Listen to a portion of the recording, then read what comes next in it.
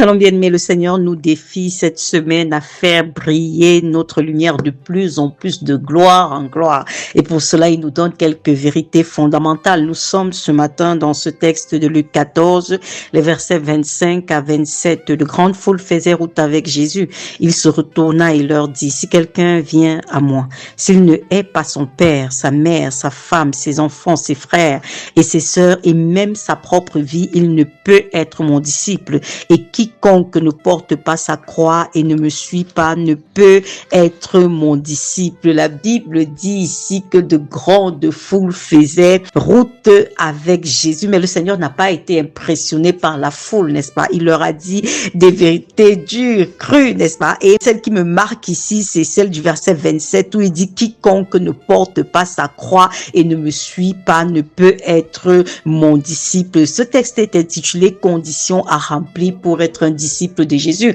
ou alors par ailleurs conditions à remplir pour faire briller sa lumière. Et le Seigneur leur donnait comme condition ici le fait de pouvoir porter sa croix, ça veut dire accepter le sacrifice, n'est-ce pas, pour être un croyant, accepter le rejet, accepter l'incompréhension, accepter le manque, accepter ce qui va avec, n'est-ce pas? Le chrétien doit être armé de la pensée de souffrir comme le Seigneur. Ça ne veut pas dire que être chrétien n'est qu'une vie de souffrance, mais je veux dire que ça fait partie du package du salut, bien aimé. Si tu rejettes ça, ça veut dire en fait que tu rejettes tout le paquet du salut. Et le Seigneur nous dit ce matin, il faut être prêt à porter sa croix, il faut faire preuve de responsabilité, d'acceptation, d'endurance, de suffisamment de fermeté. Et ça me fait penser à ce que le Seigneur disait également à Josué, n'est-ce pas? Lorsque Josué était sur le point de prendre le leadership du peuple d'Israël, le Seigneur lui a dit quoi? Fortifie-toi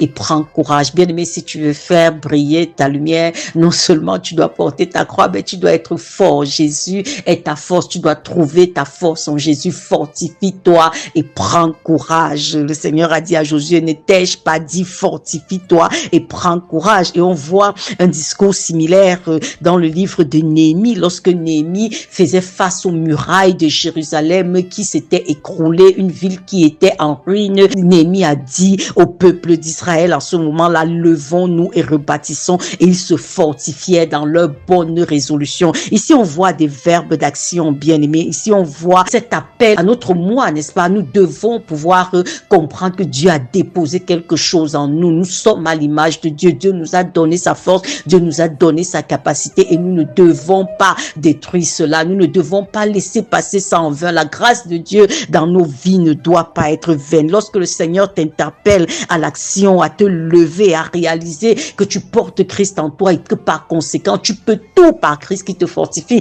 Comme nous dit l'apôtre Paul, tu dois comprendre que c'est possible avec le Seigneur, c'est possible. Et c'est pour ça que l'apôtre Paul pouvait nous dire également dans Philippiens 2 au verset 12, travaille à ton salut avec crainte et tremblement. Travaille. Certes, le salut est gratuit, mais tu dois travailler. On te l'a donné gratuitement, mais tu dois travailler à le conserver, tu dois travailler à le valoriser, n'est-ce pas? Travaille avec crainte et tremblement. Donc, pendant que nous parlons de sel de la terre et de lumière du monde, le Seigneur nous interpelle. Le Seigneur dit, ne reste pas à terre, ne reste pas couché. J'ai déposé des choses précieuses en toi, mon esprit de force, mon esprit de courage. La Bible dit que le juste est courageux comme un jeune lion. Lève-toi par cette force du Seigneur et agis et brille afin que le monde voie la gloire de Dieu en toi, afin que le monde reçoive la solution à ses problèmes. C'est ça que le Seigneur est en train de nous dire ce matin encore, alors que il nous interpelle vraiment à manifester sa gloire dans ce monde.